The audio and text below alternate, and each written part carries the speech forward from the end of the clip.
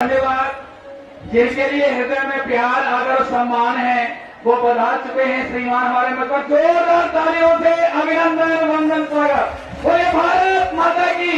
प्रदेश के मुखिया माननीय श्री शिवराज सिंह जी चौहान, पूर्व मुख्यमंत्री सुश्री उमा भारती जी, माननीय डॉक्टर अरविंद सिंह भदौरिया जी, माननीय श्री नरोत्तम मिश्रा जी, ओपीएस भदौरिया साहब, राज्य मंत्री स्वतंत्र प्रभार माननीय भारत सिंह कुशवाहा जी, नाथू सिंह जी, सभी सम्मानित लोग हमारे मंच पर विराजमान हैं। इस विधानसभा क्षेत्र की ओर से हम सभी का हार्दिक वंदन अभिनंदन स्वागत करते हैं। एक बार जोरदार करतध्वनि से जिनके लिए पलक फावड़े बिछाए थे ऐसे सम्मानी हमारे बीच में इस मंच पर विराजमान हो चुके हैं और करोड़ों की सौगात लोकार्पण भूमि पूजन के माध्यम से आज दी गई। अब मैं माननीय मुख्यमंत्री जी सुश्री उमा भारती जी सभी अतिथियों से निवेदन करूंगा कि मां सरस्वती पर दीप प्रज्वलन हमारे भारतीय संघ के प्रणेता श्यामा प्रसाद मुखर्जी पंडित दीनदयाल उपाध्याय जी पर दीप प्रज्वलन के साथ इस कार्यक्रम का शुभारंभ और सरस्वती वंदना हमारी छात्राएं प्रस्तुत करेंगी। हमारे स्कूल की छात्राएं प्रारंभ करें। आप लोग तालियों से स्वागत अभिनंदन वंदन करते रहें। सरस्वती वंदना शुरू करें। छात्राएं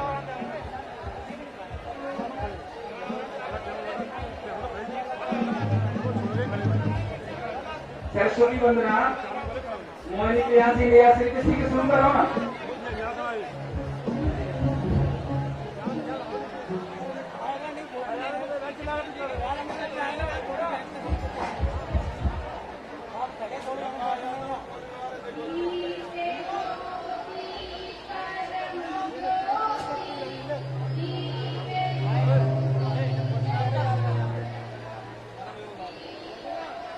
पीड़ा प्राणी मां देवी पर दीप प्रज्वलन हमारे माननीय अतिथियों के द्वारा किया गया।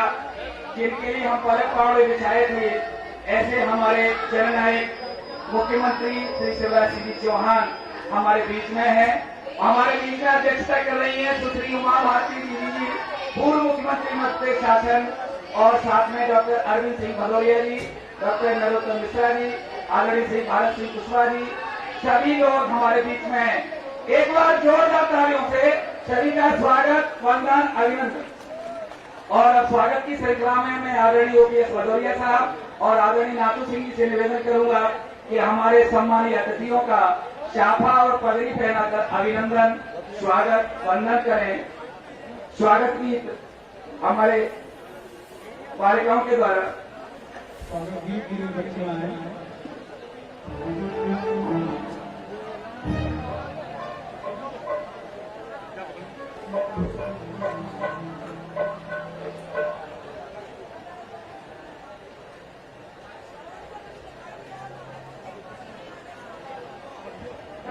ठीक है, प्रकार शुरू करें।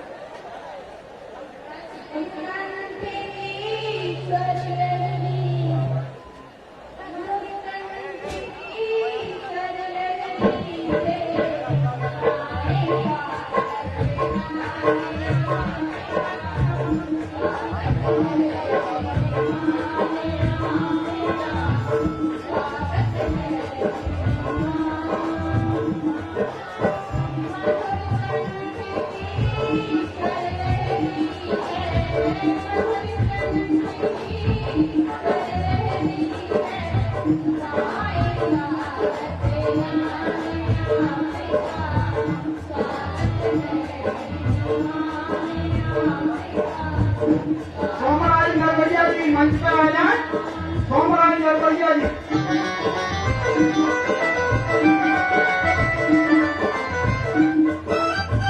आदरणीय शासकीय पूर्व विधायक हमारे सम्मान्य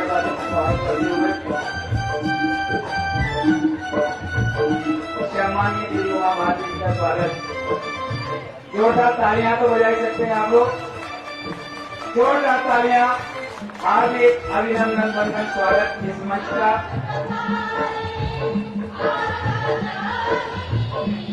शाफा पगड़ी हमारे चंबल की पहचान है।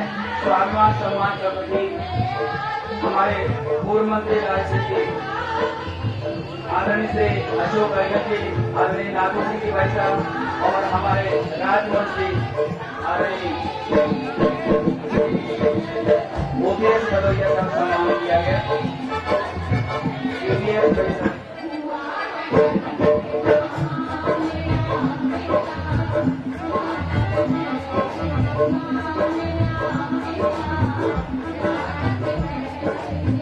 बहुत बहुत स्वागत, अभिनंदन, वंदन।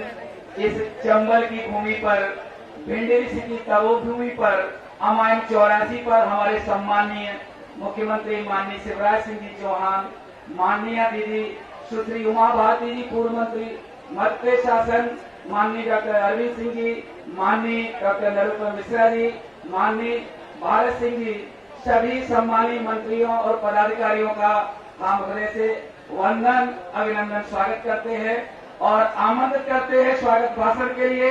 बहुत ही सहज, सरल, मिलनसार, जुझारू, संघर्षशील, विकास के लिए प्रयासरत विधानसभा क्षेत्र से हमारे राज्य मंत्री आदरणीय ओपीएस भदौरिया साहब को जोरदार तालियों से, उनकी ओर से स्वागत। आदरणीय ओपीएस भदौरिया साहब आए और अपना स्वागत भाषण प्रस्तुत करें।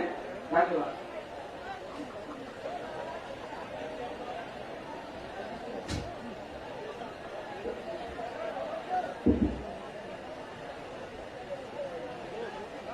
भारत माता की, भारत माता की, हाजी मैया की, हाजी मैया की। भारतीय जनता पार्टी, भारतीय जनता पार्टी मध्य प्रदेश की जनता के चहेते, जन जन के प्रिय, हर वर्ग के विश्वस्त आदरणीय मुख्यमंत्री शिवराज सिंह जी चौहान, हमारी व्यक्तिगत श्रद्धा और निष्ठा की प्रतीक दीदी सुश्री उमा भारती जी, मध्य प्रदेश के केंद्रीय मंत्री आदरणीय अरविंद भदौरिया जी, मध्य प्रदेश के ही दूसरे मंत्री हमारे आदरणीय भारत सिंह जी, पूर्व विधायक आदरणीय रसाल सिंह जी, आदरणीय राकेश शुक्ला जी, आदरणीय मुकेश चौधरी जी, भारतीय जनता पार्टी के जिलाध्यक्ष आदरणीय नाथू सिंह जी,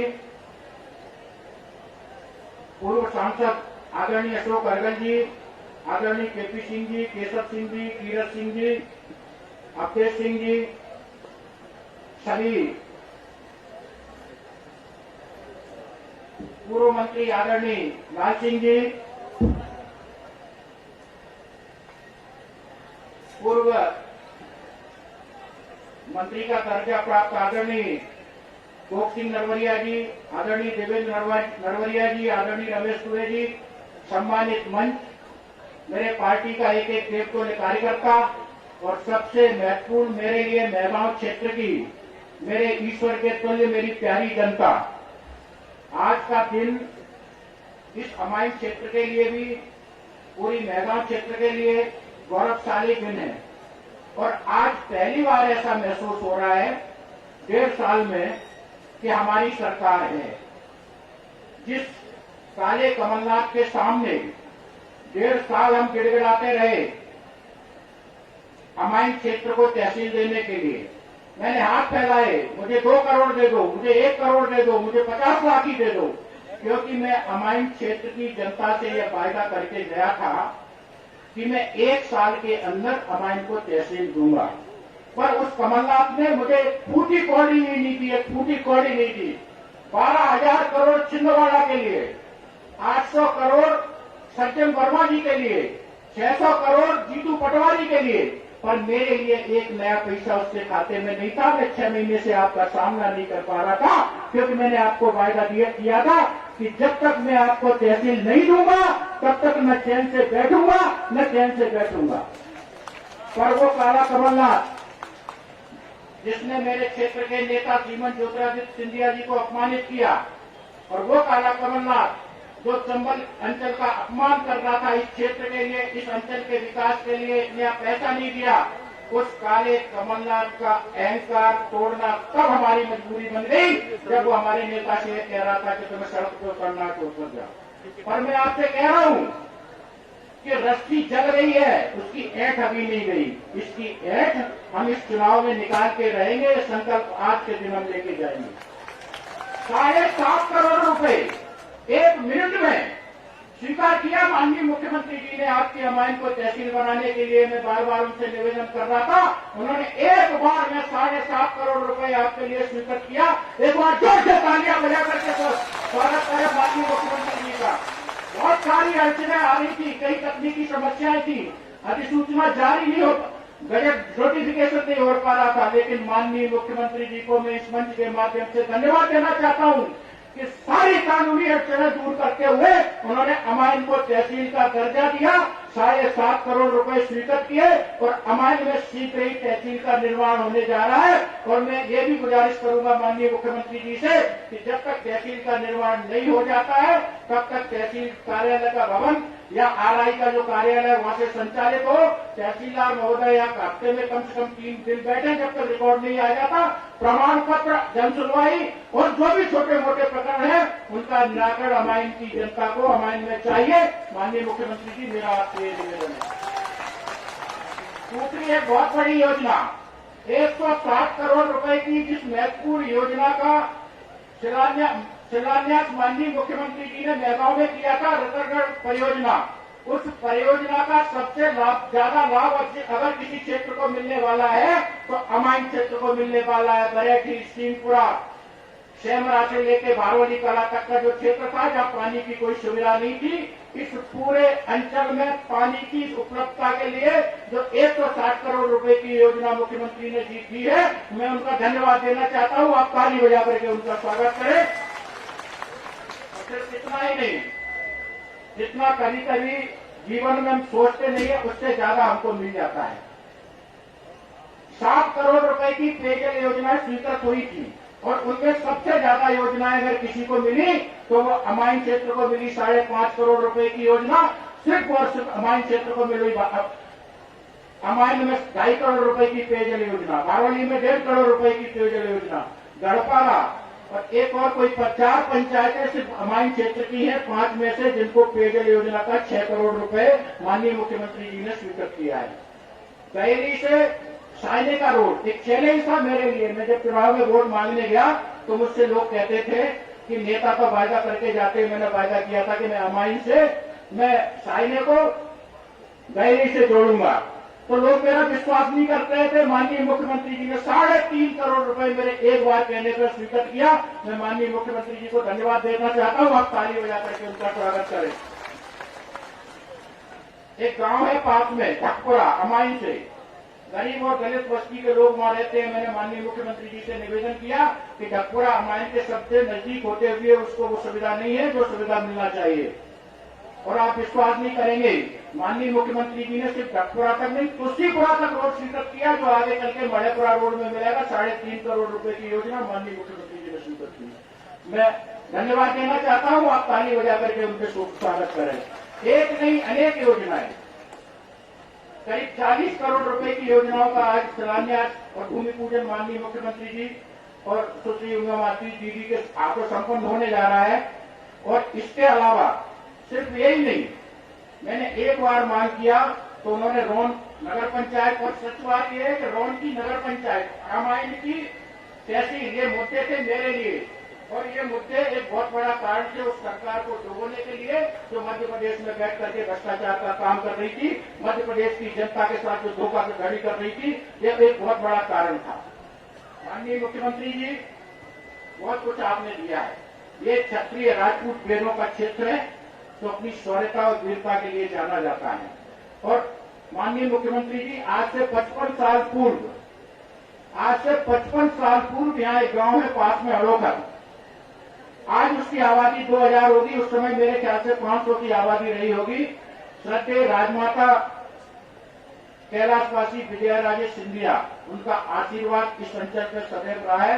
उस दौर में जब जीवाजी यूनिवर्सिटी नहीं था, लोग प्राइमरी स्कूल मांगा करते थे, राजमाता विजयाराजे सिंधिया ने इस क्षेत्र को उस दौर में डिग्री कॉलेज दिया, जो हमारे क्षेत्र के विकास के एक बहुत बड़ा मील का पत्थर साबित हुआ। आज हर घर में सिर्फ बेटे नहीं, बेटियां भी शिक्षित होते हैं। मैं आपसे आग्रह करूंगा, वो एक स्मृति है इस क्षेत्र की।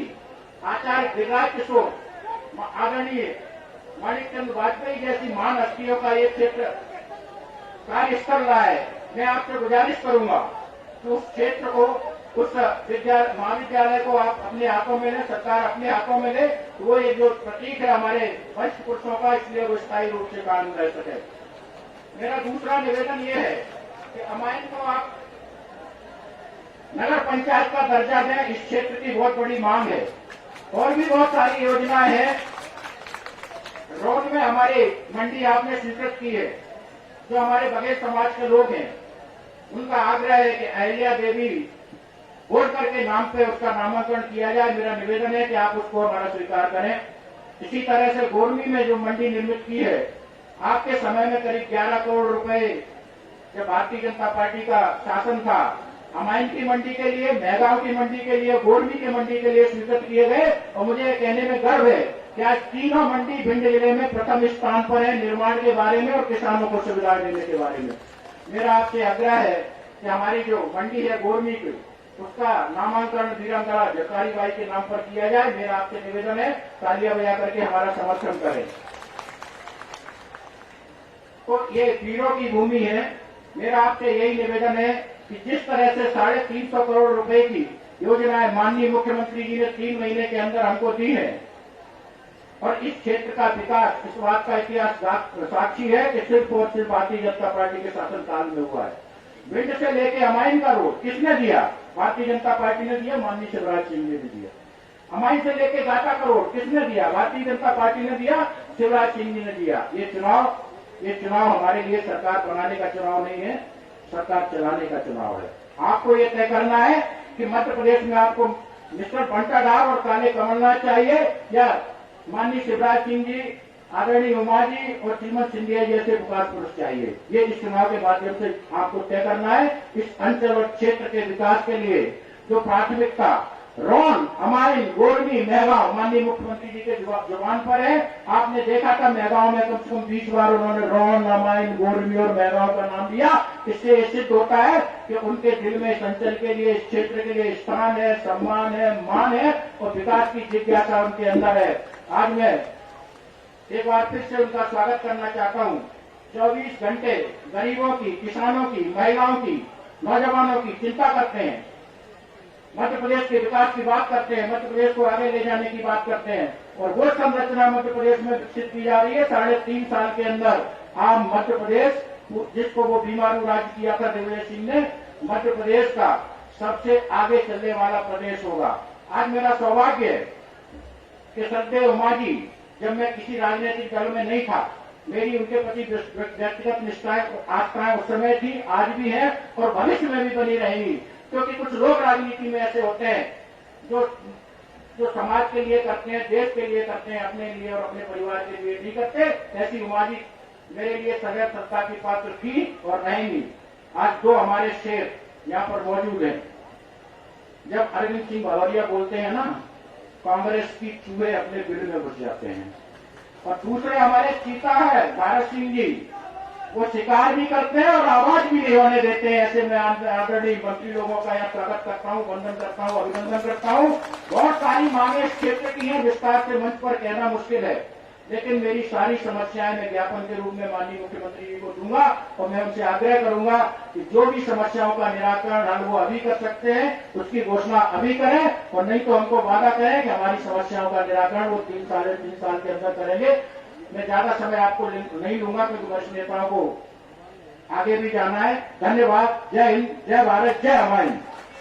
बहुत बहुत धन्यवाद आदरणीय श्री OPS भदौरिया साहब, जिन्होंने विकास की गंगा के लिए पूरा प्रयास किया और भगीरथी प्रयास किया है। हमारे माननीय मुख्यमंत्री जी के द्वारा करोड़ों रुपए की सौगात इस क्षेत्र को मिली। जोरदार तालियों से उनका स्वागत, अभिनंदन, वंदन, एक बड़ी माला के रूप में उनका सम्मान हमारे क्षेत्र के सभी सम्मानित लोगों के द्वारा किया जा रहा है। अब अगली श्रृंखला में मैं एक ऐसी महान विभूति को आमंत्रित करना चाहता हूं, जिन्होंने बचपन से ही बीड़ा उठाया है अपने भारतीयता का परचम पूरे प्रदेश, देश में नहीं विश्व में लहराने का। ऐसी भारतीय संस्कृति की साक्षात प्रतिमूर्ति, संरक्षक, पूर्व मुख्यमंत्री मध्य प्रदेश शासन सुश्री उमा भारती जी को कि वो आए और हम सबको आशीर्वचन प्रदान करें। आदरणीय दीदी उमा भारती जी, जोरदार तालियों से पूरे विश्व में भारतीयता का परचम जिन्होंने लहराया, आध्यात्मिकता का परचम जिन्होंने लहराया और हमारे मध्य प्रदेश में पूर्व मुख्यमंत्री के रूप में जिन्होंने पद सुशोभित किया, आदरणीय दीदी सुश्री उमा भारती जी बचपन से ही जिन्होंने सत्संग के माध्यम से, प्रवचन के माध्यम से पूरे विश्व में आध्यात्मिकता का परचम, भारतीयता का परचम लहराया है, ऐसी उमा जी को आज हम यहाँ अध्यक्षता के रूप में उनका आशीर्वचन सुन रहे हैं। बोलिए भारत माता की। अच्छी आवाज नहीं आई। भारत माता की। आपको ठीक लगा, लेकिन वो चंबल व्यापारी का असर नहीं है अभी।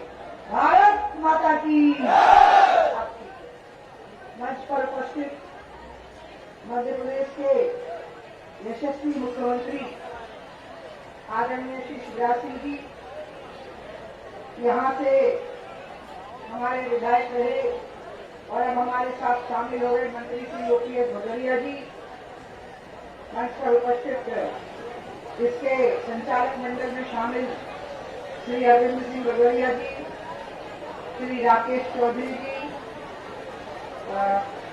भरत सिंह कुशवाहा जी, रसाल सिंह जी,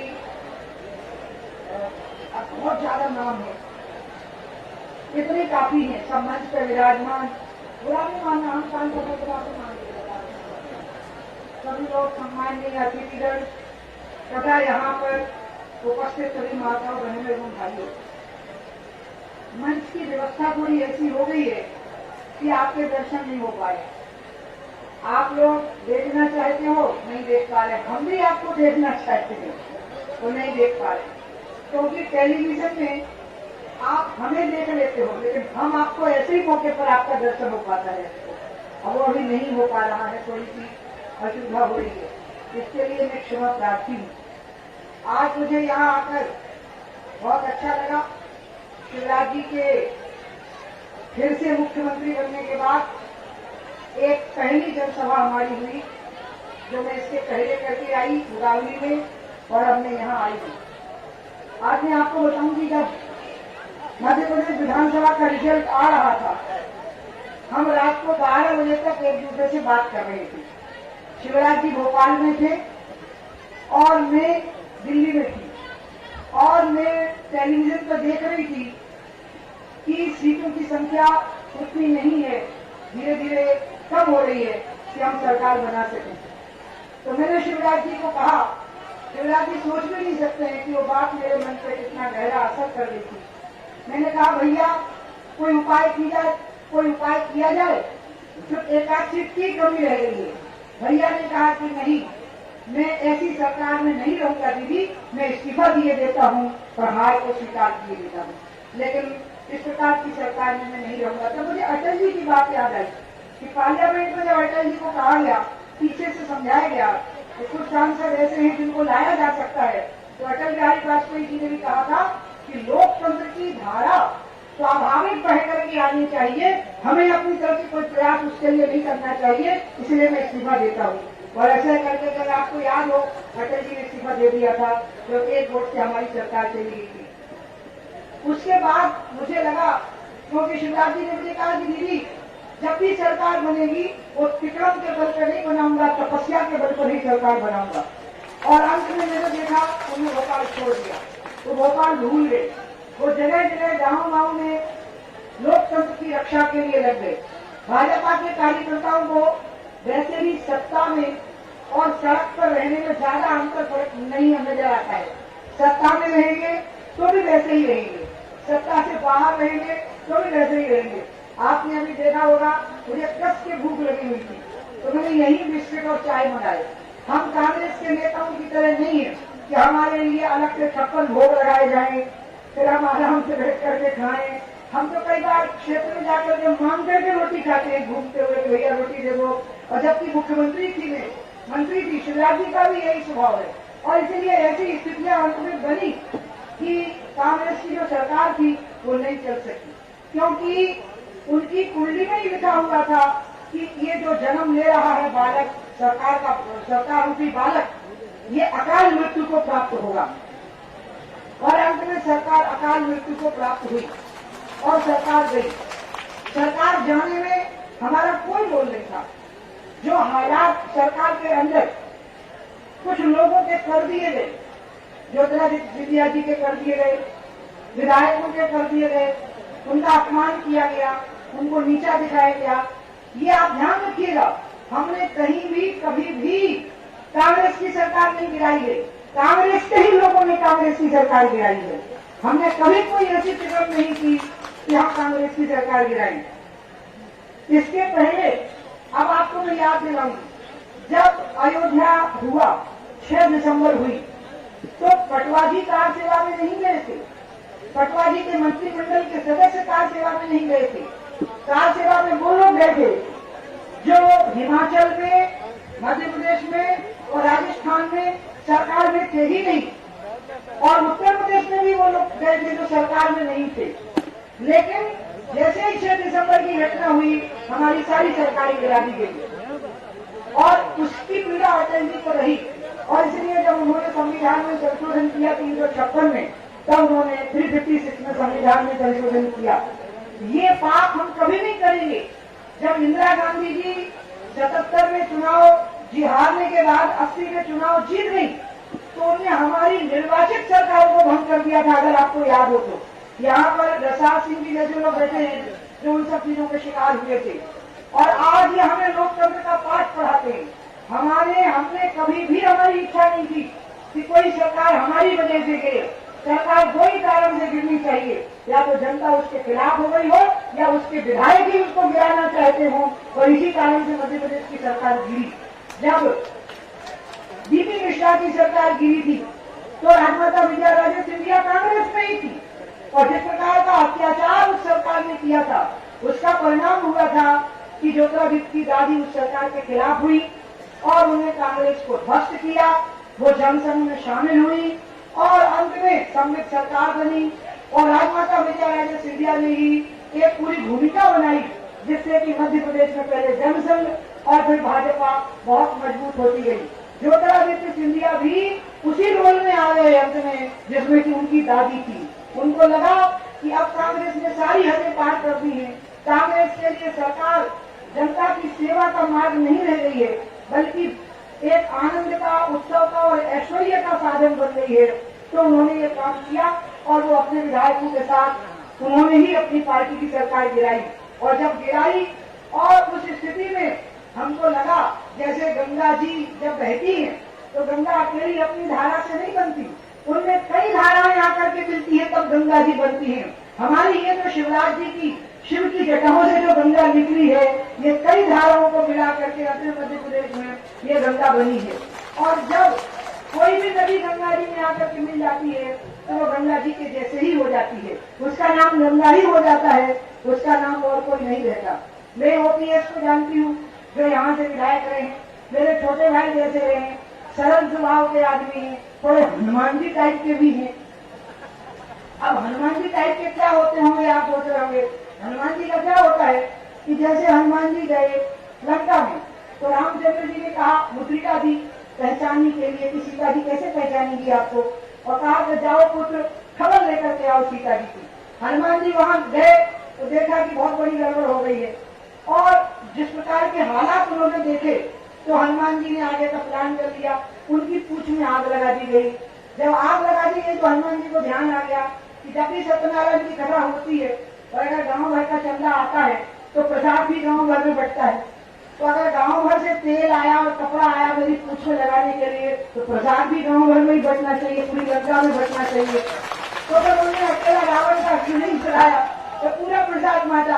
अब उस समय में हनुमान जी ने ऐसा नहीं किया कि उन्होंने कोई रामचंद्र जी को व्हाट्सएप किया या एसएमएस किया, हेलो सर क्या मैं लंका जला सकता हूँ, और फिर रामचंद्र जी कहें कि थोड़ी देर रुक जाओ और थोड़ा प्लान करो। नहीं, हनुमान जी को लगा कि लंका जलाना जरूरी है तो जला करके चले आए, सीता जी के चरणों में प्रणाम किया, उन्हें सीतामढ़ी उतार के दी, पहचानी की।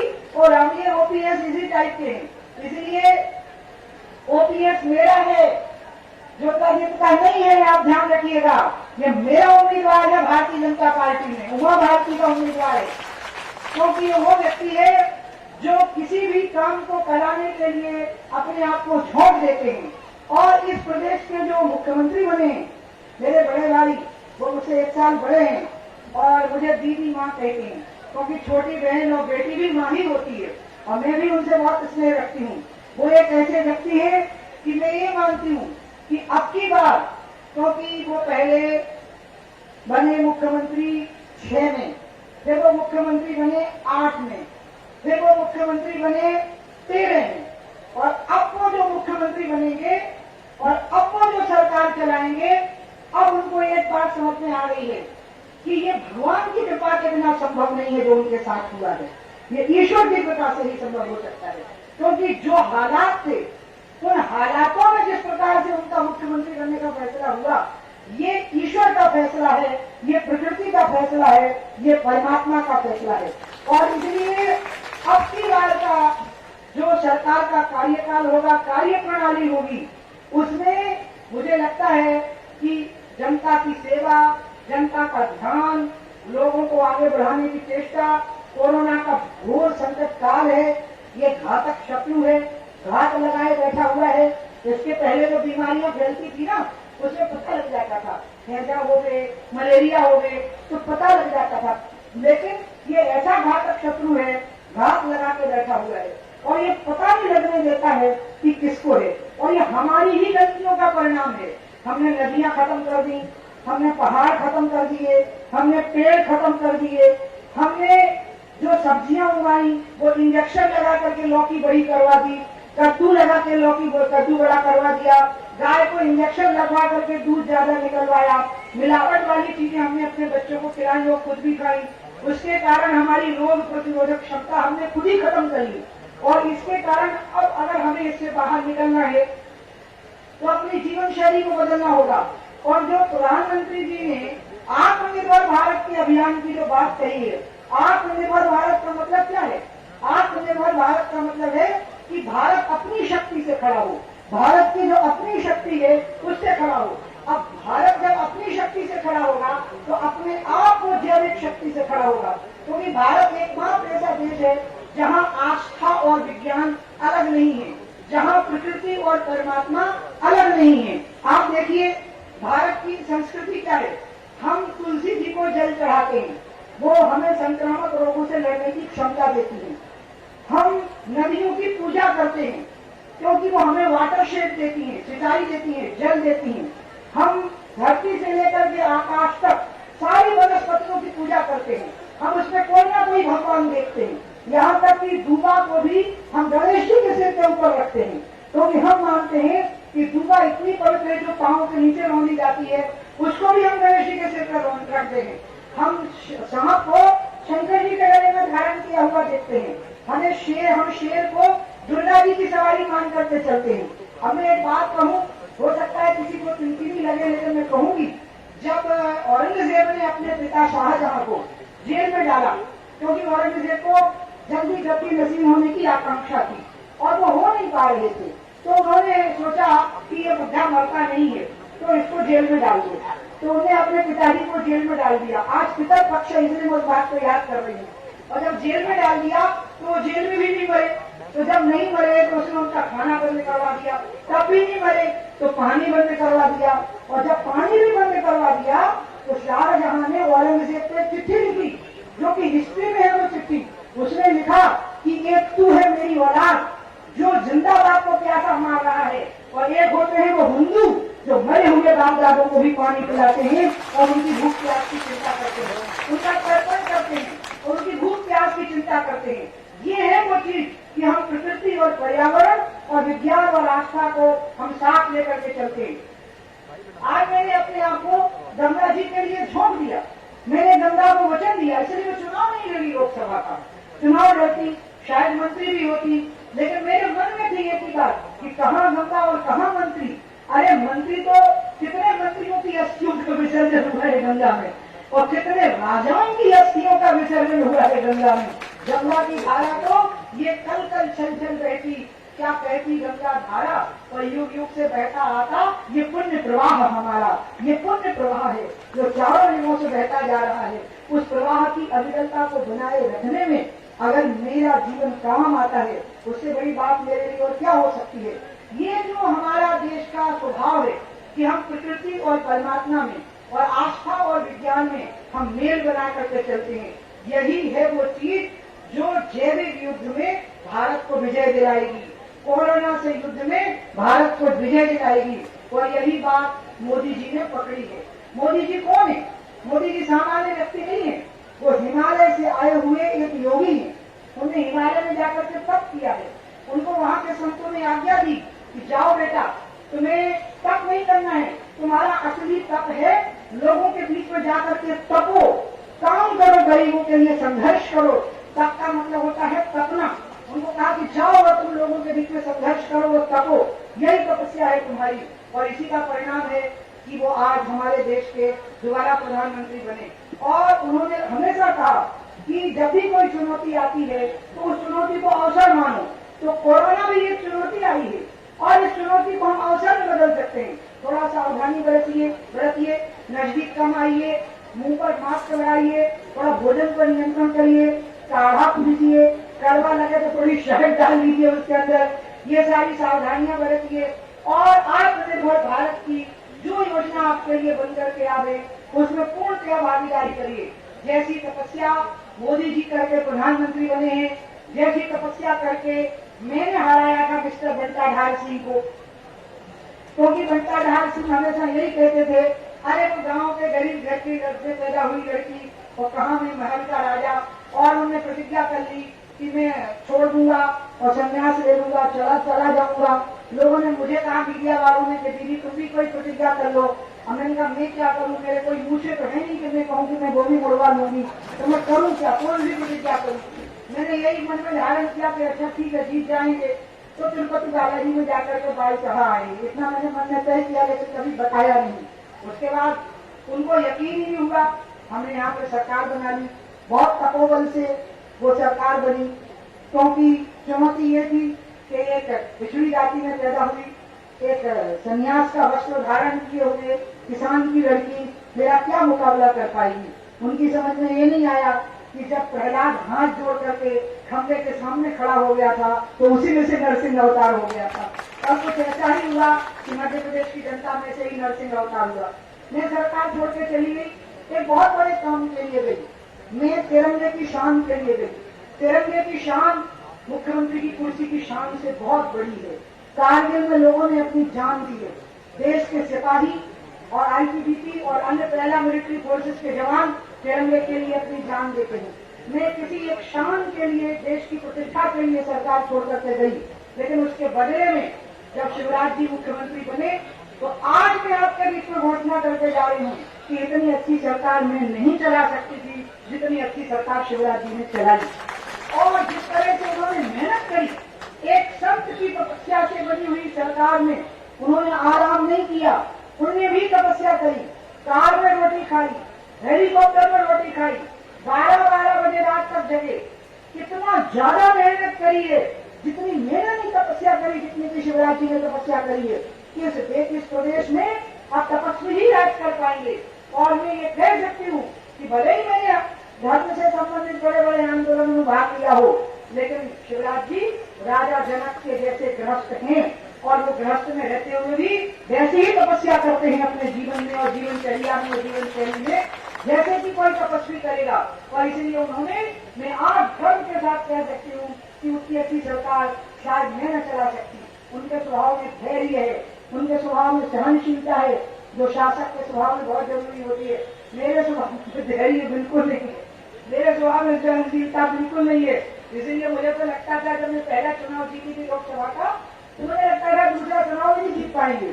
और मुझे शंका थी कि मैं जिस तरह का सख्त बर्ताव करती हूँ तो अगली सरकार ही न बना पाए। शिवराज जी, मैं आपका अभिनंदन करूंगी कि आपकी बदौलत हमने यहाँ पर 3 बार सरकार बनाई आपकी तपस्या के लेकर। और आज जब सारे विधायक और दिल्ली के नेतृत्व को लगा कि शिवराज जी को ही दोबारा मुख्यमंत्री होना चाहिए और हम सबके मन में भी यही भाव आया, इसका कारण इनकी तपस्या और इनकी जीवन शैली है। इसलिए आज मैं आप लोगों से एक बात कहने के लिए आई हूँ। ओपीएस भदौरिया ज्योतिरादित्य किसी के साथ में आए हैं।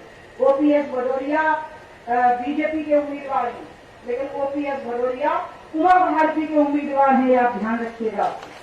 अभी चुनाव का समय नहीं आया है और मुझे शिवराज जी कहेंगे तो दोबारा भी कहीं यहाँ पर आऊंगी, लेकिन आज मैं ये कह करके जाऊंगी कि ओपीएस भदौरिया जब यहाँ से चुनाव जीत करके जाएंगे तो मेरी इज्जत बढ़ेगी, मेरी प्रतिष्ठा बढ़ेगी, मेरी शान बढ़ेगी। और जब ये लगेगा कि दीदी गई थी इसलिए ओपीएस जीते थे तो मेरी जो इज्जत बढ़ेगी, मैं ये ध्यान रखूंगी कि मैं आपकी भी मूछ नीची नहीं होने दूंगी, मैं भी आपकी प्रतिष्ठा का ध्यान रखूंगी। जो विकास कार्यों की घोषणा हुई है वो यहाँ पर पूरी की जाएगी। इसके अलावा भी आप मेरा जितना बल बढ़ाओगे मैं उतना गंगा के लिए काम करूंगी, मैं उतना गौ के लिए काम करूंगी। राम का काम तो पूरा हो गया, भव्य मंदिर का चमचमाता हुआ कलश हम और आप अपने जीवन काल में देखेंगे, वो काम तो पूरा हो गया। लेकिन अभी राम राज्य का काम अधूरा है। और मैं आज आपके बीच में बोल रही हूँ, उसमें लिखा है ना, जिनने लंका कांड पढ़ा है, जब रामचंद्र जी ने शिव जी का शिवलिंग स्थापित किया और उनने कहा कि मुझ में और शंकर जी में भेद मत करना। रामचंद्र जी ने कहा कि मुझ में और शिव जी में भेद नहीं करना, अगर शिव प्रसन्न है तो मैं प्रसन्न हूँ, और अगर मैं प्रसन्न हूँ तो शिव प्रसन्न है। राम राज्य की भूमिका शिव ने ही तैयार की थी, भगवान शिव ने। और इसलिए जो आत्मनिर्भर भारत की जो योजना है प्रधानमंत्री मोदी जी की, जिसमें गरीब आदमी को रोटी और रोजगार मिले, आपने देखा कितना बड़ा दृश्य देखने को मिला। जब एक तरफ हजारों मजदूर पैदल चले, लेकिन मध्य प्रदेश की सरकार ने उनकी बहुत अच्छी व्यवस्था की, रहने की, रोटी और रोजगार की। और दूसरी तरफ हमने देखा कि कई लोगों के कुत्ते भी हवाई जहाज से लाए गए, अगर आपको पता हो तो। एयर कंडीशन हवाई जहाज एयर कंडीशन होते ही है, और उन्हें एक एक कुत्ते को लाने का इसी भारत में 1.25 लाख रुपया किराया दिया। यही बात है जो बहुत खतरनाक है। इसी को पाटना एक बहुत बड़ी चुनौती है, अमीर और गरीब के बीच की जो खाई है, मोदी जी के लिए भी। और इस मामले में शिवराज जी मध्य प्रदेश में इसको पाट करके मॉडल स्टेट बना करके दिखाएंगे आत्मनिर्भर भारत की योजना को। क्योंकि हनुमान जी जब लौटे रामचंद्र जी के पास सीता जी की खबर लेकर के, तो रामचंद्र जी ने कहा कि हनुमान सीता की सुध सुनाओ। तो उन्होंने कहा कि आप तो जल्दी चलो बस। तो रामचंद्र जी ने कहा कि इतना बड़ा समुद्र पार करना है, कैसे होगा?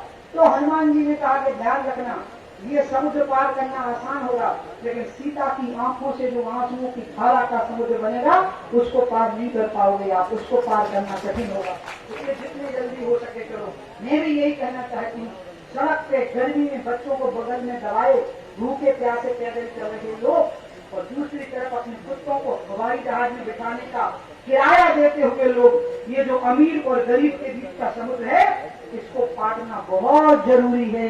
ये सबसे बड़ी चुनौती है, आतंकवाद से भी बड़ी चुनौती है, चीन से भी बड़ी चुनौती है, पाकिस्तान से भी बड़ी चुनौती है कि अमीर और गरीब के जीवन में इतनी विषमता नहीं होनी चाहिए जितनी कि हमें देखने को मिलती है। और इसको पाटने का काम अगर कोई कर सकता है तो मोदी जी कर पाएंगे, और मध्य प्रदेश में वो शिवराज जी करके दिखाएंगे, ये मुझे विश्वास है। क्योंकि आत्मनिर्भर भारत की योजना का स्वरूप भी इस प्रकार का है। इसलिए आगे की तैयारी करिए, कहीं किसी चक्कर में मत पड़िए। एक ही बात का ध्यान रखिए कि दीदी आई थी, कह गई थी कि ओपीएस मेरा उम्मीदवार है, और आप यकीन करिएगा ये बात मैंने बहुत आत्मा से और बहुत मन से कही है। इसलिए मैं आप सबसे आग्रह करूंगी कि आप सब लोग मेरा मान रखिएगा, और जहां जहां मुझे ओपीएस कहेगा, अभी तो मैं वहां भी आप लोगों का वोट मांगने के लिए आऊंगी। इन्हीं शब्दों के साथ मैं अपनी बात समाप्त करूंगी। जरा उठाइए मेरे साथ हाथ और दीजिए मेरे बड़े भैया को, शिवराज जी को वचन कि ओपीएस यहाँ से प्रचंड मतों से जीत के जाएगा। ये पंजा तो इतनी छाप हो गया है, आपको हनुमान जी की मुट्ठी बनाइए और उस मुष्टिका के साथ बोलिए, बोलिए भारत माता की, भारत माता की, भारत माता की। बहुत बहुत धन्यवाद आदरणीय देवी जी। प्रकृति, परमात्मा, राशिता और भारतीयता से ओतप्रोत ये ज्ञान गंगा निश्चित ही हमें सफलता की ओर ले जाएगी। एक बार पुनः करतब ध्वनि से जोरदार दीदी के लिए उनका स्वागत, अभिनंदन, वंदन। और अब जिनके लिए पलक पावड़े बिछाए हैं सुबह से, और जो हमेशा चिंतन करते हैं अपनी जनता की, अपने गरीबों की, किसानों के मसीहा, हम सबके जननायक, हमारे प्रदेश के मुखिया श्री शिवराज सिंह चौहान, मुख्यमंत्री, जोरदार तालियों से अभिनंदन, वंदन। बहुत बहुत धन्यवाद मान लीजिए शिवराज सिंह चौहान। बोलिए भारत माता की। अरे दीदी आई है आज, भारतीय संस्कृति और स्वाभिमान की प्रतीक हमारी दीदी। एक बार जोर से हो जाए, भारत माता की। हैदराबाद सरकार की, हमायूं और आसपास की जनता की, सभी बहनों भाइयों की और मेरे भांजे और भांजियों की दोनों हाथ जोड़ के आप सबको प्रणाम करता हूं, आप सबको नमस्कार करता हूं। मंच पर विराजमान हमारी दीदी, जिनका नाम सुनते ही मध्य प्रदेश की जनता श्रद्धा से भर जाती है और एक नहीं अनेकों अद्भुत कार्य उनके द्वारा संपन्न किए गए हैं। आज ओपीएस को आशीर्वाद देने आई है हमारी दीदी, मध्य प्रदेश की पूर्व मुख्यमंत्री, हमारी प्रेरणा, हमारी शक्ति, आदरणीय सुश्री उमा भारती जी। दोनों हाथ ऊपर उठा के ताली बजा के स्वागत कीजिए, अभिनंदन कीजिए दीदी का। मेरी सरकार के मंत्रिमंडल के सदस्य और हमारे लोकप्रिय उम्मीदवार आदरणीय भाई ओपीएस भदौरिया जी, भाई अरविंद जी, मेरी सरकार के स्वतंत्र प्रभार के मंत्री आदरणीय भारत सिंह कुशवाहा जी, बहन संध्या जी, जिलाध्यक्ष नाथू सिंह गुर्जर जी, भाई लाल सिंह आर्य जी, आदरणीय रसाल सिंह जी, आदरणीय मुकेश चौधरी जी, आदरणीय राकेश शुक्ला जी, भाई अशोक अरगल जी, संजीव काकर जी, केशव सिंह भदौरिया जी, रवि सैन जैन जी, कीर्ति सिंह जी, रमेश जी, आदरणीय कोप सिंह नरवरिया जी, देवेंद्र नरवरिया जी, केदार वर्मा जी, भाई प्रीतम लोधी जी, ममता भदौरिया जी, मंच पर विराजमान सभी वरिष्ठ नेता, साथी, पदाधिकारीगण, मेरे बहनों, भाइयों, बेटे बेटियों, दोनों हाथ जोड़ के शीश झुका के आपको प्रणाम करता हूं, आपको नमस्कार करता हूं। अभी दीदी को हम सुन रहे हैं। दीदी वो है जिन्होंने 2003 में एक दम्भ, अहंकार, आतंक, अत्याचार और मध्य प्रदेश का बंटा ढार करने वाली सरकार को उखाड़ कर फेंका था। उमा जी के अलावा किसी में ताकत नहीं थी तो सरकार को उखाड़ कर फेंक दे। एक बार फिर दीदी के लिए तालियां बजाइए, उनका अभिनंदन कीजिए। आज हम प्रफुल्लित और प्रसन्न हैं। अयोध्या में भगवान श्री राम की जन्मभूमि पर भव्य मंदिर का निर्माण हो रहा है। मोदी जी ने शिलान्यास किया है, लेकिन मंदिर के निर्माण के लिए अपना खून पसीना बहाने वाली, त्याग और तपस्या करने वाली, उस समय जैसे अद्भुत कार्य कभी हनुमान जी ने किए थे रावण को युद्ध में पराजित करने को, वैसे ही शौर्य का प्रदर्शन करने वाली हमारी दीदी उमा भारती आज हमारे बीच में आई है। एक बार फिर दोनों हाथ ऊपर उठा के ताली बजा के उनका स्वागत कीजिए, उनका अभिनंदन कीजिए। मध्य प्रदेश में जब सरकार बनाई, मुझे कहते हुए गर्व है कि अगर मैं 13 साल में भी कुछ अच्छा कर पाया तो उसके पीछे उनके पंचक की मूल प्रेरणा थी जन, जल, जमीन, जंगल और पशुधन, इसको मिलाकर आधुनिक मध्य प्रदेश के निर्माण की जो कल्पना की थी वो पंडित दीनदयाल उपाध्याय का अंत्योदय था, जो दीदी ने पंचक के रूप में मध्य प्रदेश की जनता के सामने रखा था। और उसी को देखकर मैं भी कुछ अच्छा कर पाया। और जो फिर एक बार कहता हूं दीदी का, दोनों हाथ ऊपर उठा के ताली बजा के आप स्वागत कीजिए, अभिनंदन कीजिए।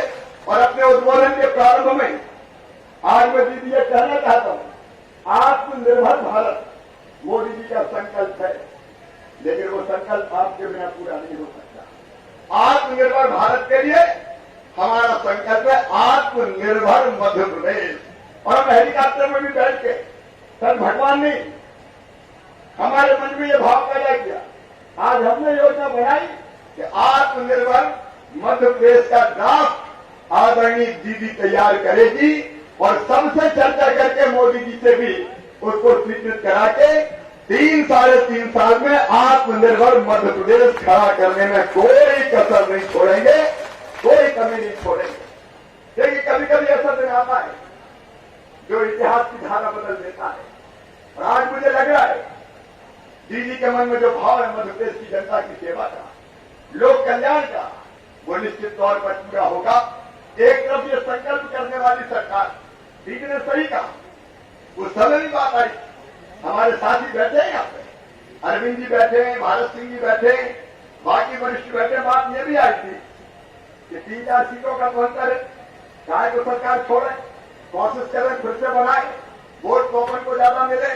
लेकिन तब हमने ये तय किया कि नहीं, सीट कांग्रेस की ज्यादा है, भले 4 ज्यादा हो, अब कांग्रेस की सरकार चलाए। हमने सोचा था 15 साल बाद आए, शायद कुछ अच्छा करेंगे, कुछ बेहतर करेंगे। हमने सपने में कल्पना नहीं की थी कि 1.25 साल में फिर मैं मुख्यमंत्री बन के आ जाऊंगा। सपने में भी सचमुच में कभी नहीं सोचा था। हम तो झोला लेके निकल पड़े, जहां क्या अन्याय हो भटक जाते थे। लेकिन कमलनाथ जी क्या हालत उन्होंने मध्य प्रदेश की कर दी। ये ओपीएस भगोरिया खड़े, ये ओपीएस एक बार नहीं अनेकों बार कमलनाथ के पास गए, सरकारी मुख्यमंत्री जी के पास, हमारे इनको तहसील बनाओ, रोड में नगर पंचायत टूटी नहीं चाहिए, रतनगढ़ मैया का पानी लाओ। मुझे क्या क्यों तकलीफ होती बहनों और भाइयों, अमान के साथ अन्याय किया। हमने फैसला किया था अमाइन तहसील होगी, कमलनाथ जी जवाब देना पड़ेगा ऑन रिकॉर्ड। अमाइन की धरती में खड़े रहकर शिवराज सिंह चौहान कह रहा है, बताओ तुमने अमाइन को तहसील बनाने का प्रस्ताव क्यों रद्द किया। कांग्रेस के लोग सुन रहे हो, उनको जवाब देना पड़ेगा। बोलो, अमाइन को तहसील बनाने का प्रस्ताव रद्द करना अमाइन के साथ अन्याय है कि नहीं है? ऐसे नहीं, सब बोल के बताओ, अन्याय है कि नहीं? अब तुम कैसी सरकार चलाते हो, खुद को कुछ देते नहीं हो, और अगर दूसरे ने दिया तो उसको छीनने का काम करते हो। ओपीएस गिराते रहे, स्वभाव नहीं है इनका, लेकिन जनता की आग्रह करते रहे अमाइन को तहसील बनाओ, उन्होंने ध्यान नहीं दिया, निरस्त कर दिया। आज अगर शिवराज सिंह चौहान आया है तो अमाइन वालों खाली हाथ नहीं आया है। अमाइन को तहसील बनाने की अधिसूचना जारी करवा के मैंने अमाइन में कदम रखा है, और अधिसूचना की कुछ औपचारिकताएं होती है। वो औपचारिकताएं जब तक पूरी होगी तब तक कल से ही, क्या कमिश्नर है, क्या है भाई, कमिश्नर है, कलेक्टर है, कल से अमाइन में तहसील शुरू हो जानी चाहिए। जनता को और कहीं जाने की जरूरत नहीं पड़नी चाहिए। ये भारतीय जनता पार्टी की सरकार है, ओपीएस कहां फंसे थे, बड़ी देर करी में दिलाला, अब वहां फंस गए। अब कौन के आगे बीज बचाओ, कोई सुनता क्या? रोन की बात प्रसाद सिंह जी बैठे, रोन को आपने, रोन क्षेत्र के लोगों ने सबके मिलकर मुझे कहा कि रोन में नगर पंचायत बनाओ। दीदी, हमने रोन को नगर पंचायत बनाया। जैसी सरकार कमलनाथ जी की राजा की, रोन को नगर पंचायत बनाया, उनने फिर से नगर पंचायत से ग्राम पंचायत कर दिया। एक कमलनाथ दादा, ये रोन वालों ने तुम्हारा क्या बिगाड़ा था, जवाब देना पड़ेगा। और आज जब मैं अमाइन में खड़ा हूं तो रोन को फिर से नगर पंचायत बना के आया हूं। मेरे बहनों और भाइयों, फिर से नगर पंचायत बना के आया। ये भीड़ वालों से जलते क्या हूं, मुझे तो यही समझ में नहीं आता। मां रतनगढ़ सिंचाई योजना दीदी अपन ने बनाई, और मां रतनगढ़ सिंचाई योजना से हमारे अमाइन क्षेत्र के 63 गांव की जमीन दीदी किसानों की सिंचित होगी, खेतों में पानी जाएगा, फसलें लहराएगी। लेकिन कांग्रेस की बदनीयत देखो, सिक्की राजा और एक और है जो आजकल नदी बचाते हुए घूम रहे हैं। जब खुद मंत्री थे खोद खाई, अब नदी ध्यान में आई, 100 चूहे खाके बिल्ली हज करने जा रही है। इनका जवाब देना पड़ेगा। भिंड जिले से मां रतनगढ़ सिंचाई परियोजना का हमारा जो प्रोजेक्ट था, उसका दफ्तर भिंड जिले में था, उसको उठा के भिंड जिले से ही ले गए, दफ्तर ही खत्म कर दिया। ये भिंड जिले की जनता है। मैं कहना चाहता हूं कमलनाथ जी, दिग्विजय जी, गोविंद सिंह जी, आग से मत खेलो। अगर ये जनता अपनी को उतर आई तो कोई सिंहासन नहीं छोड़ेगी, ना किसी नेता को बर्दाश्त करेगी। ये कोई तरीका है? आप सुविधा देते नहीं हो, हमारी सुविधा छीनने का पाप करते हो। और हम कह रहे हैं गद्दारी कर दी, पैसों से सरकार गिरा दी। आज हमारी इस पवित्र धरती पर खड़े होकर शिवराज सिंह चौहान कहना चाहता है, दीदी की उपस्थिति में, क्या हमने कभी कोई प्रयास ही नहीं किया सिंधिया जी को अपमानित किया, इनकी एक दिन नहीं सुनी। यही बता रहे थे, जाते थे, काम की बात करते थे, सिंचाई की योजनाओं की बात करते थे, तो मुख्यमंत्री के पास टाइम नहीं होता था, घड़ी देख के कहते थे चलो चलो चलो चलो चलो चलो चलो चलो चलो चलो चलो 24 घंटा 26 घंटा नहीं है। तो सिंधिया जी ने और ओपीएस ने भी अब कह दिया चलो चलो चलो चलो चलो चलो चलो चलो, लगातार अपमान करना, विकास के काम के लिए घूम घूम कर थक गए।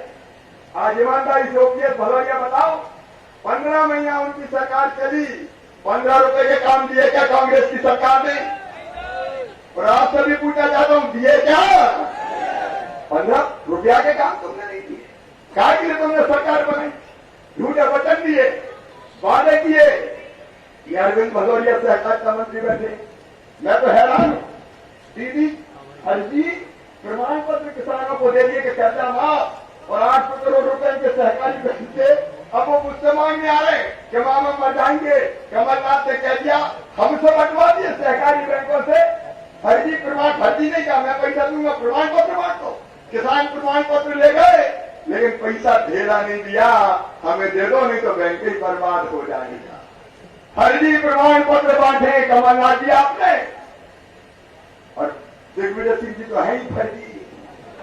मैं शाम को नाम नहीं लेता, नहीं कई बार नहानी पड़ता है, और अभी नहाने के मुंह में मैं बिल्कुल नहीं। लेकिन आप बताइए किसानों के साथ धोखा है कि नहीं? अरे जोर से बताओ, धोखा है कि नहीं? कितने अन्याय किए? 0% ब्याज पे हम कर्जा देते थे, 0% ब्याज पे 800 करोड़ रुपया 0% ब्याज पे। मैं फिर कह रहा हूं, अरविंद यादव थे, दीदी 0% ब्याज पे हमने कर्जा दिया, मतलब सरकार किसानों का पैसा भरेगी जितना ब्याज है, और 0% पे देगी। अब ये मांग रहे फिर मुझसे 1000 करोड़ रुपया और दो। जिनका कहे वो लोग ने तो ढेला नहीं दिया, ढेला। और अभी तारीख तय करके मैं 22 तारीख को 23 को वो 1000 करोड़ रुपया अरविंद भदौरिया के मंत्रालय को दे रहा हूं 0% का। ये किसान मर जाएगा दंड ब्याज दे देते। 2200 करोड़ रुपया फसल बीमा योजना के, इनके घपले और घोटाले देखिए। 2200 करोड़ रुपया फसल बीमा योजना के किसानों ने तो प्रीमियम दिया, इन्हें जमा ही नहीं किया। मैं मुख्यमंत्री बना, दीदी बता रही थी कोरोना काल में आया, चारों तरफ संकट थे, पैसे की व्यवस्था नहीं थी, लेकिन हमने कहा किसानों का हक हम मारने नहीं देंगे। 22 करोड़ रुपया मैंने जमा करके 3100 करोड़ रुपया किसानों के खाते में जमा करवा है। और सुनो किसान भाइयों, ये कांग्रेस ढोंग करती है, हम आपको वचन देते हैं किसानों के साथ अन्याय नहीं होने देंगे। 18 तारीख को 11 बजे 20 लाख किसानों के खाते में 4600 करोड़ रुपया पिछले कांग्रेस के जमाने के फसल बीमा योजना के बीच डाल देंगे, किसान को न्याय देंगे। अब वो कहते थे पैसे नहीं है, पैसा नहीं है, हम कहां से ला रहे? 300 करोड़ के तो करवा लिए 3 महीना में, और अभी फिर लंबी सूची पड़ दी। लेकिन चिंता मत करना, अभी ट्रेलर है ओपीएस और कमलनाथ, थोड़ी है, पिक्चर अभी बाकी है। विकास के कामों में कसर नहीं छोड़ेंगे हम, कहीं से लाएंगे। मुझे कह रहे थे राहत के कहां से बांटोगे? कोरोना में कितना पैसा खर्चा हो रहा है आपको पता है? रोज करोड़ों रुपया इलाज पर खर्चा हो रहे हैं। मैंने उगनी भरी, अरे कहीं से भी लाना पड़े लाएंगे, लेकिन गरीब किसानों को कसर नहीं रहने देंगे। ए मेरे गरीब बहनों और भाइयों, आज के हितग्राही आए, मेरी सब योजना बंद कर दी। मेरी बेटियां बैठी है, मेरी बेटियों लाडली लक्ष्मी योजना बंद कर दी इस कांग्रेस की सरकार ने। मेरी भांजियों ने क्या बिगाड़ा था? मेरे भांजे भांजियों, मैं 12वीं में अच्छे नंबर लाते थे, लैपटॉप के 25,000 देता था, वो 25,000 भी कमलनाथ दादा खा गए। इस साल फिर से लैपटॉप देना शुरू करूंगा। बेटियों चिंता मत करना, ये लैपटॉप के खा गए। मेरे बहनों और भाइयों, हमने संबल योजना बनाई। संबल योजना में तय किया कि गरीब बेटा बेटी हमारे जो गरीब परिवारों से आते, किसी जाति समाज के हो, अगर वो मेधावी हैं और उनका एडमिशन मेडिकल इंजीनियरिंग कॉलेज में होगा, तो माँ बाप माता पिता फीस नहीं भरवा सकते। हमने तय किया संबल में कि उनकी फीस उनके मम्मी पापा नहीं भरवाएंगे, मामा शिवराज सिंह चौहान भरवाएगा, भारतीय जनता पार्टी की सरकार भरवाएगी। इन्होंने कोई बात नहीं, बाद में ले लूंगा, मैं तुम्हारा कागज ले लूंगा। उन्होंने वो संबल योजना भी बंद कर दी मेरे बहनों और भाइयों। बोले संबल योजना बंद करके बच्चों मैं ले लूंगा, अभी तुम्हारा कागज लेके जाऊंगा, चिंता मत करो। कमलनाथ तो कभी 15 महीने में आया नहीं, मामा आता है तो सबके आवेदन देता है। बोलिए भारत माता की। अब मैं आपसे पूछ रहा हूँ, संबल योजना बंद करके बच्चों के साथ अन्याय किया कि नहीं किया? एक बार जोर से बताओ, किया कि नहीं किया? और सुनो मेरे गरीब बहनों और भाइयों, जब हम जाते थे, हमारे गरीब भाई बहन कहते थे 1 रुपया किलो का गेहूं चावल हमें नहीं मिलता, कई परिवार छूट गए थे। हमने योजना बनाई कि हर एक परिवार को 1 रुपया किलो गेहूं चावल दिया जाएगा। कांग्रेस ने ठंडे बस्ते में डाल दिया। लेकिन आज सुनो अमाइन वालों, अमाइन नहीं, भिंड जिले और पूरे मध्य प्रदेश के जितने शेष गरीब है, 16 तारीख को सबको दिन के 12 बजे 1 रुपया किलो गेहूं चावल देना प्रारंभ कर दिया जाएगा। कोई गरीब शेष नहीं बचेगा। गरीब की थाली कभी रहे न खाली। उसको मेरे पास क्या ना, भाषण के बाद मैं उससे बात कर लूंगा, ठीक है? गरीब की थाली खाली नहीं रहने देंगे। ये कमलनाथ की नहीं, भारतीय जनता पार्टी की सरकार है। मैं आपसे पूछना चाहता हूं, 15 महीना में कभी कमलनाथ भिंड आएगा? जोर से बताओ, आएगा? कभी अमाइन आएगा? कभी किसी का आवेदन दिया क्या? कभी किसी गरीब की सुनी क्या? ये गरीबों को राशन नहीं मिलेगा। और छोटे छोटे दुकानदार, फुटपाथ पर फल बेचने वाले, फुटपाथ पर सब्जी बेचने वाले, चाय की दुकान वाले, पान के ठेले वाले, दाढ़ी बनाने वाले, बाल कोट में काटने वाले, जूता सीने वाले, रिक्शा चलाने वाले, कचौड़ी बनाने वाले, समोसा बनाने वाले, पंचर जोड़ने वाले, कबाड़ बीनने वाले, सुनो मेरे ऐसे सभी गरीब छोटे छोटे व्यापारियों, दिन रात कमाने वालों, अब तुम में से हर एक को भारतीय जनता पार्टी की सरकार, प्रधानमंत्री जी की योजना है, जिसको मध्य प्रदेश में आदर्श ढंग से हम लागू करेंगे। और 10,000 रुपए का लोन बिना ब्याज का, जिसकी गारंटी सरकार लेगी, ऐसे हर गरीब को दिया जाएगा। और जिला प्रशासन, ओपीएस और जिलाध्यक्ष भारतीय जनता पार्टी के सब इसको आदर्श तरीके से आप लोग लागू करवाने का काम करें। मेरी बहनों, ये कांग्रेस की सरकार थी। संबल योजना में हमने तय किया कि बेटा बेटी को जन्म देने के पहले 4,000 और जन्म देने के बाद 12,000, कुल 16,000 रुपया दिया जाएगा। इन बेईमानों ने तो मेरी बहनों के लड़ुआ के 16,000 भी छीन दिए। बहनों के मुंह से लड्डू का निवाला इनने छीना। और मेरे बहनों और भाइयों, अगर एक्सीडेंट में मौत होती थी, हम 4 लाख रुपया देते थे। सामान्य मृत्यु पर हम 2 लाख रुपया देते थे। और अंतिम संस्कार के लिए हम 5,000 रुपया गरीबों को देते थे। इस कांग्रेस की सरकार ने तो गरीबों का कफन भी छीन लिया। मेरे बहनों और भाइयों, गरीब का कफन भी छीन लिया। विकास के काम किए नहीं, भ्रष्टाचार के रिकॉर्ड बना दिए। अगर मैं चाहूं तो घंटों उस पर भाषण दे सकता हूं। लेकिन अमाइन वालों, आज मैं आपसे पूछना चाहता हूं, ऐसी सरकार जिसने अमाइन से तहसील छीन ली, उस सरकार को जो चली गई, उस सरकार को, उस पार्टी को जिसकी सरकार थी, सबक सिखाओगे कि नहीं सिखाओगे? ऐसे नहीं, पीछे तक जोर से बोलिए, सबक सिखाओगे कि नहीं सिखाओगे? जिसने गरीब का राशन छीना, उसको सबक सिखाओगे कि नहीं सिखाओगे? जिसने रोन का नगर पंचायत छीन ली, उसको सबक सिखाओगे कि नहीं सिखाओगे? जिसने सिंचाई की योजना छीन ली, उनको सबक सिखाओगे कि नहीं सिखाओगे? संबल योजना जिनने बंद कर दी, उनको सबक सिखाओगे कि नहीं सिखाओगे? और आज मैं कहता हूं अपनी दीदी के सामने, इनको दीदी भी कहता हूं मैं और दीदी मां भी कहता हूं।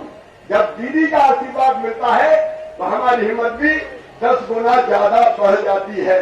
मेरी मां तो बचपन में चली गई थी, स्वर्गवास हो गया था उनका। लेकिन उसके बाद जब भी मुझे जरूरत पड़ती है मां के स्नेह और प्यार की, तो बहन का प्यार भी अगर देती है तो दीदी देती है, और मां का प्यार भी अगर बरसाती है तो दीदी उमा भारती बरसाती है। ऐसी दीदी जो मध्य प्रदेश के विकास के लिए प्रतिबद्ध है बिल्कुल उनके साथ मिलकर और आदरणीय लोकप्रिय नेता ज्योतिरादित्य सिंधिया जी के साथ मिलकर भारतीय जनता पार्टी की टीम के साथ मिलकर हम इस मेहगा और अमाइन के विकास का नया अध्याय रचेंगे। आज कुछ मांगे और ओपीएस भदौरिया ने रखी है और चिंता मत करना, मैंने पहले ही कह दिया ओपीएस कि हर एक चीज पूरी करेंगे। महापुरुषों के नाम पे जिन जिन के नाम रखने उसका भी प्रॉपर प्रस्ताव बनवा के भेजिए ताकि मैदान स्टेडियम से लेकर बाकी जगह तक के नाम रखे जा सके। और फिर एक बार मैं कहता हूं, जैसा दीदी ने कहा 3.5 साल में आत्मनिर्भर मध्य प्रदेश बना के आपको दे देंगे, लेकिन इसके लिए प्रार्थना है ओपीएस भदौरिया को जिताइए, क्योंकि ये चुनाव केवल ओपीएस का नहीं है। याद रखना ये चुनाव मुख्यमंत्री का भी है। मैं बना इसलिए कि ओपी ने 1.25 साल में इस्तीफा दे दिया। अगर ये इस्तीफा नहीं देते तो शिवराज भी मुख्यमंत्री नहीं बनता, भारतीय जनता पार्टी की सरकार नहीं बनती। अरे पंची नहीं छोड़ते लोग, सरपंची नहीं छोड़ते लोग, इनमें तो क्षेत्र के विकास के लिए विधायक का पद छोड़ के कहा कि एक बार नहीं 17 बार चला जाए। अगर हम सेवा ही नहीं कर पा रहे तो विधायक लेके क्या करेंगे? ऐसे तपस्या करने वाले विधायक को फिर दोबारा आशीर्वाद दीजिए, ओपीएस भदौरिया को आशीर्वाद दीजिए, शिवराज सिंह चौहान को आशीर्वाद दीजिए, नरेंद्र मोदी जी के हाथ मजबूत कीजिए और उमा दीदी के सपने को पूरा कीजिए। और इसलिए आप सबसे अपील करता हूं, भावुक अपील करता हूं कि बहनों और भाइयों, आज दीदी ने संकल्प दिलाया है, एक बार फिर हम दीदी के संकल्प को दोहराएंगे और दिल दिमाग को उतार के बाकी को भी संकल्प दिलाएंगे कि ओपीएस भदौरिया को, केवल ओपीएस को नहीं, दीदी के सम्मान को, शिवराज को मुख्यमंत्री बनाने के लिए और सिंधिया जी को भी मजबूत करने के लिए, भारतीय जनता पार्टी की सरकार बनाए रखने के लिए भारी बहुमत से ओपीएस भदौरिया को जिताएंगे। बोलिए सब तैयार हैं? जोर से सब तैयार हैं? ओपीएस को जिताएंगे और जोर से ओपीएस को जिताएंगे, कमल का फूल खिलाएंगे। तो आइए एक बार फिर से दोनों हाथ ऊपर उठा के, दोनों मुट्ठी बांध के, भारत माता की जय बोल के ओपीएस को जिताने का संकल्प लें। बोलिए भारत माता की, सदरवा सरकार की, अमायन वालों की। और आज ही आजी मैया की। और आज हमारे भिंड जिले के वरिष्ठ पत्रकार गणेश भारद्वाज जी का जन्मदिन है, उनको भी बहुत बधाई। और पत्रकार मित्रों, जो बीमा की बढ़ी हुई राशि जो पत्रकारों को दैनिक कराने के लिए उन्होंने आज आदेश जारी कर दिए, अब वो हम भरवाएंगे, पत्रकारों को भरवाने की जरूरत नहीं है। बहुत बहुत धन्यवाद, प्रणाम, नमस्कार। अभी मंच पर हितग्राहियों और लाभान्वित हितग्राहियों को सम्मानित होना है।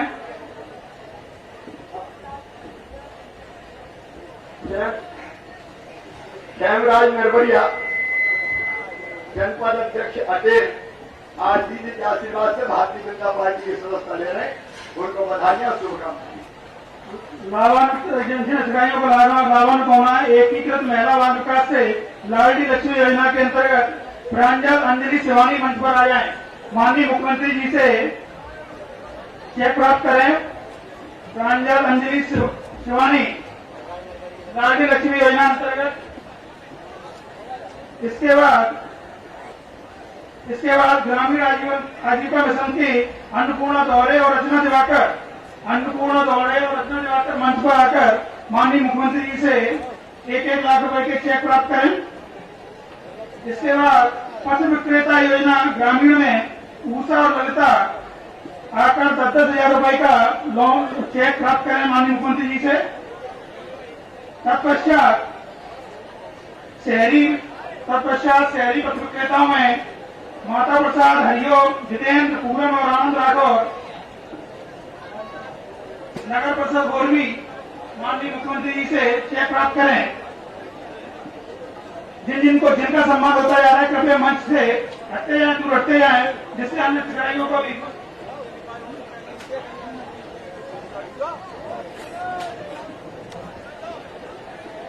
सम्मान प्राप्त करके मंच से हटते रहा ताकि अन्य लोगों को इनकी सम्मान मिल पाए। अगले क्रम में मुख्यमंत्री जन कल्याण संबल योजना मृत्यु अनुग्रह सहायता के मिथिलेश को 4 लाख रुपए का चेक, मीरा को 2 लाख रुपए का चेक और पपीता चौहान को 2 लाख रुपए का चेक माननीय मुख्यमंत्री जी से प्राप्त करें। मुख्यमंत्री जन कल्याण संबल योजना मृत्यु अनुग्रह सहायता के चेक प्राप्त करें। मृत्यु अनुग्रह सहायता के चेक प्राप्त करने के लिए मिथिलेश स्वर्गीय जयसिंह, मीरा स्वर्गीय लाखन सिंह, कमलेश स्वर्गीय गिरिराज कुमार, पपीता चौहान स्वर्गीय कमलेश। कृपया स्थान खाली करते हैं जिससे और अधिकारी मंच पर पहुंच पाए। कृपया स्थान खाली करते हैं। इसके बाद स्वास्थ्य मिशन के अरविंद सिंह और सुरेंद्र सिंह, प्रधानमंत्री जन आरोग्य योजना आयुष्मान भारत योजना के अंतर्गत अरविंद सिंह और सुरेंद्र सिंह। तत्पश्चात अब मैं राज्य मंत्री माननीय ओपीएस भदौरिया साहब से निवेदन करूंगा कि हमारे अतिथियों को प्रतीक चिन्ह भेंट करके उनका सम्मान करें। आदरणीय श्री ओपीएस भदौरिया साहब हमारे अतिथियों को प्रतीक चिन्ह भेंट करके उनका सम्मान करेंगे। सबसे पहले हमारे मुख्य अतिथि मध्य प्रदेश शासन माननीय शिवराज सिंह जी चौहान का हमारे ओपीएस भदौरिया साहब प्रतीक चिन्ह भेंट कर जोरदार तालियों से, एक बार तो तालियां बनती है, जोरदार तालियों से अभिनंदन करते जाइए। इसके बाद आदरणीय दीदी सुश्री उमा भारती जी का सम्मान करेंगे और इसके बाद श्री अरविंद सिंह भदौरिया जी सहकारिता मंत्री मध्य प्रदेश शासन का भी सम्मान हमारे ओपीएस भदौरिया जी द्वारा होगा और इसके साथ ही आदरणीय भारत सिंह जी स्वतंत्र प्रभार, इनका भी सम्मान। आभार प्रदर्शन के लिए मैं आमंत्रित कर रहा हूं श्री तेज बहादुर सिंह चौहान मंडल अध्यक्ष अमाइन को आए और आभार प्रदर्शन करें। आदरणीय तेज बहादुर सिंह जी चौहान मंडल अध्यक्ष अमाइन, तेज बहादुर सिंह जी मंडल अध्यक्ष अमाइन।